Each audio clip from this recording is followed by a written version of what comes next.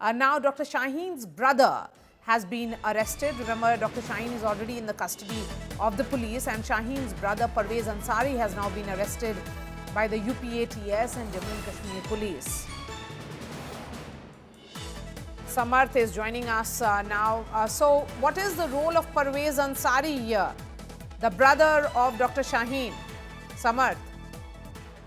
Well, exactly, Maya. The current update coming in this particular story is the detention of Parvez, brother of Shaheen, because we have got to know about the Shaheen's role so far, but there's no information about Parvez's role.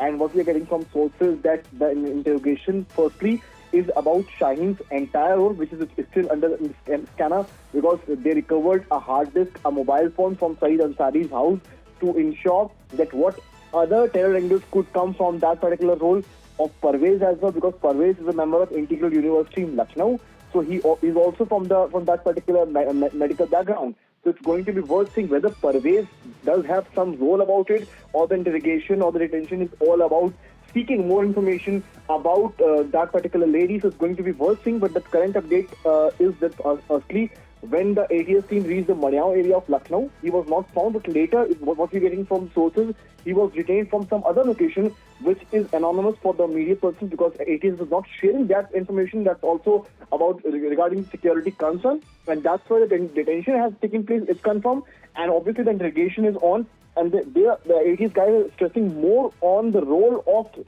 Shaheen in this particular case, not about Parvez, but it is more about Shaheen, and that's why Parvez, after Saeed Ansari, the father, is one of the major characters in this particular story. Back to you. Thank you for joining us. Lieutenant General Rakesh Sharma, when we look at the direction of the investigation, of course, there are multiple states, multiple agencies which are involved in this, and NIA overseeing everything. But the Jammu and Kashmir police role becomes particularly important given the fact that the suicide bomber, Dr. Umar, actually has links in Pulwama. So many issues here, Maria. One is that many of these people who come down to various universities around in Delhi and anywhere else are have got a kind of quota. There is a quota given out by AICTE which says that students who are from family income of less than 8 lakhs can come and get seats into universities like Al Falah. So there will be a bunch of Kashmiri students who land up into a particular institution like this, which gets its quota, and then they can be there. Second issue, a single Maulvi or two Maulvis do not make a radicalization issue. The radicalization is carried out by CDs which are in rotation, Zakir Naik CDs or CDs or information on the dark web. Internet is open, so everybody can get radicalized by the kind of information being pushed around here. The third point I wish to make is that, despite the fact he left at 7 in the morning and, he did not do anything till 6:54, but I think he found the right place to go, the right time to go, for which a terrorist would look for to make the excellent amount of noise that could be made. Nothing better than going to Chandni Chowk and just before 7 o'clock and take a blast at it. So whether it was a crude bomb, it was a mistaken bomb, but he went to the right place.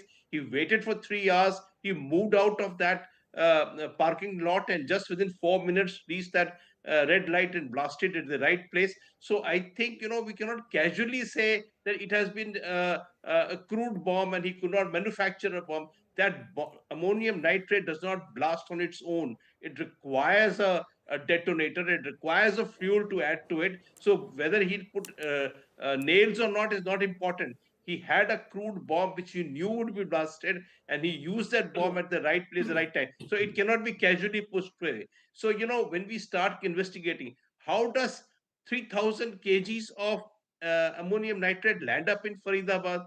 Did it come across the borders? Did it come from some kind of a agency which is using explosives?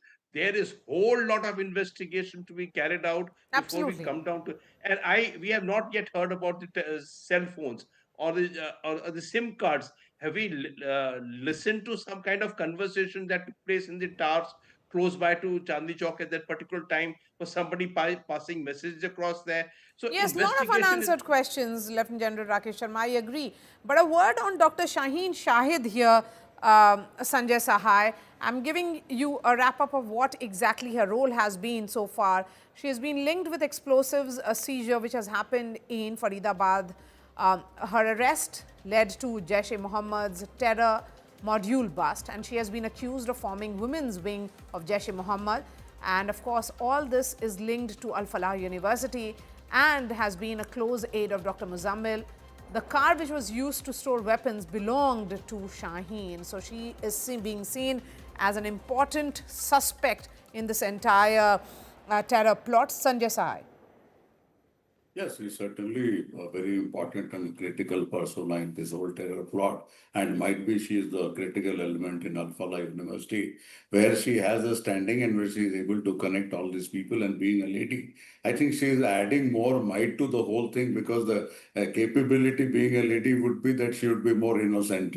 So starting from there and the nature of assignment and responsibility being given to her by her terrorist masters, of creating a women's organization, and she herself is in possession of weapon and variety of other things, adds a totally different dimension to this whole exercise of radicalization. So radicalization, one of these terrorist guys, primarily male and who understand the whole thing, and to a lady who is also a equal partner, might be this is the cementing factor. Now, as we move further, there will be a huge amount of digital evidence which has already been seized by the investigating agency. I don't know how much of work has been done on that, but in lots of cases, we see as we get into the digital evidence part of it and the communication part of it. So those two add up and give you a different sort of a pattern.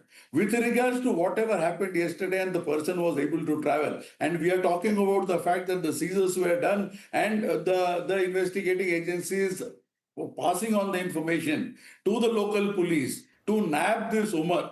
But the point is, all throughout he has traveled and there's nobody who has checked him. So that becomes very, very important. And generally, if you get into the selection of a terrorist site, primarily for a blast, I think the selection was ideal in whatever state of mind the main perpetrator was. So now three things are very important. When did the radicalization start? If it is Yes. happening for 3-4 years.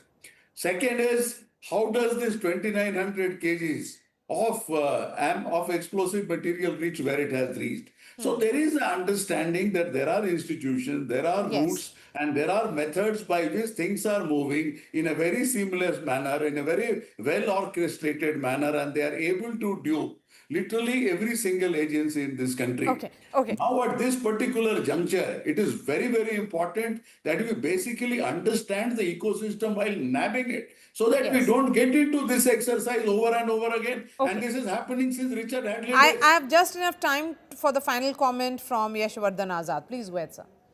I'm glad that Sanjay has made my point clear as to what exactly I meant by saying the guy left at about 7 o'clock and cruised through 60 kilometers and then was hanging around in Delhi. That's number one.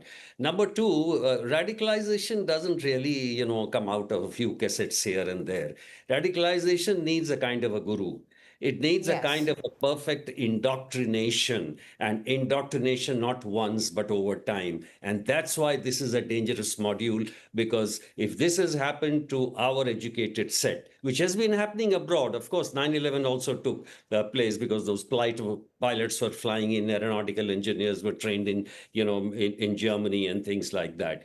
But this has a serious portent on national security, this kind of a module. And I think that is why we need a lot of extra care. First, an excellent coordination, more and more linkages to come out. And today, now, we have to be very, very careful about the various The thing is sleeping. also clear, Yashvardhan Azad, that this white collar terrorism isn't new.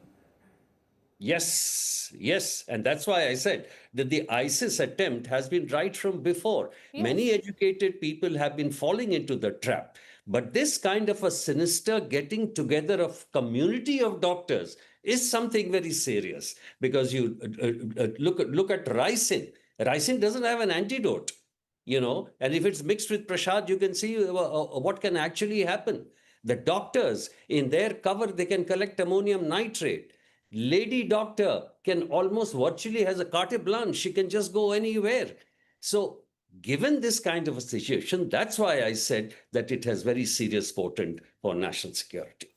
All right. Thank you for joining us, Yashvardhan Azad, Sushant Sareen, Sanjay Sahay, and Lieutenant General Rakesh Sharma.